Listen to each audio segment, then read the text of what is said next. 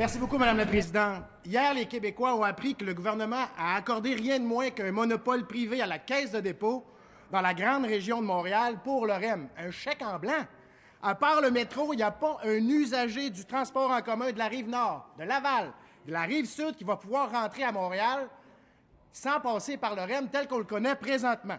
Donc, les bus de Saint-Jean-sur-le-Richelieu, l'autobus de Chambly qui menait présentement les gens au centre-ville, le gouvernement, complice de la CAQ, c'est fini.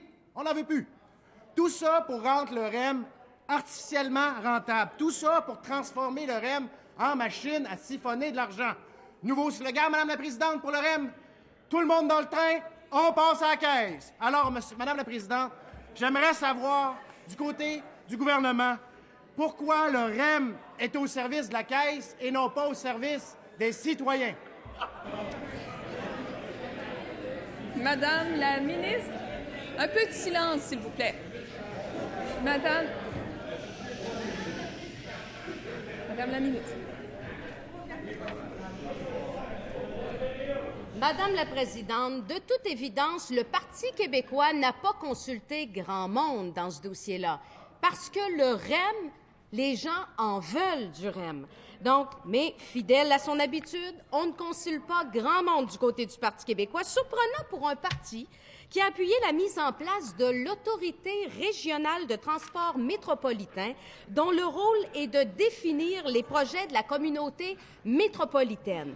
Disons que le Parti québécois ne cesse de parler d'électrification des transports et aujourd'hui tourne le dos au plus grand projet, celui du REM, le plus grand projet électrique. Alors voilà, le Parti québécois, lui, ce qu'il propose, c'est un projet qu'ils appellent le grand déblocage, que j'appellerais moi plutôt le grand sabotage, un plan pour réduire de 10 % la congestion routière et accroître significativement la mobilité des citoyens de la métropole et des régions voisines. Monsieur le leader de l'opposition officielle. Quand la ministre a lu ce qui est écrit sur sa fiche à son intention, nous prête des intentions de saboter. On veut débloquer, pas saboter. S'il vous plaît, Madame la ministre, veuillez poursuivre.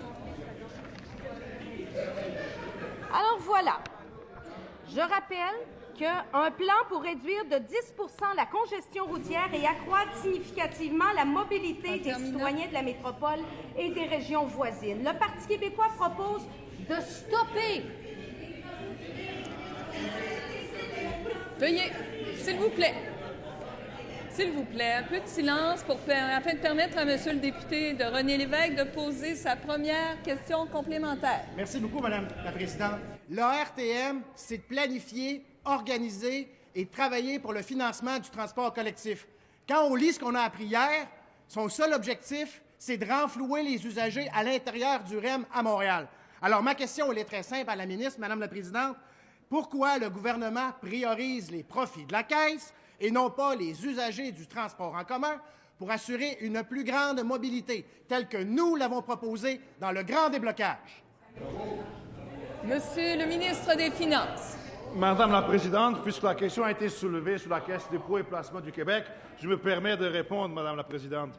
Parce que l'attitude du Parti québécois depuis déjà un certain temps, en ce qui concerne la Caisse dépôt et placement du Québec, est déplorable. Déplorable.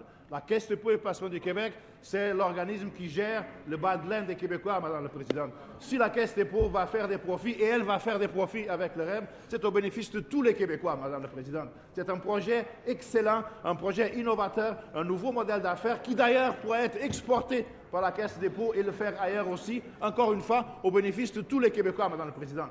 C'est vraiment déplorable. Le Parti québécois ait changé d'avis en ce qui concerne la Caisse dépôt et en ce qui concerne le REM, parce que ce sont là deux institutions majeures pour le Québec. En deuxième complémentaire, Monsieur le député de René Lévesque. Merci beaucoup, Mme la Présidente. Tout le transport collectif à Montréal va être structuré sur un seul objectif, rentabiliser le REM libéral. C'est pas compliqué. On veut tout le monde dans le train au détriment de toute amélioration de transport. Alors, ma question elle est bien simple.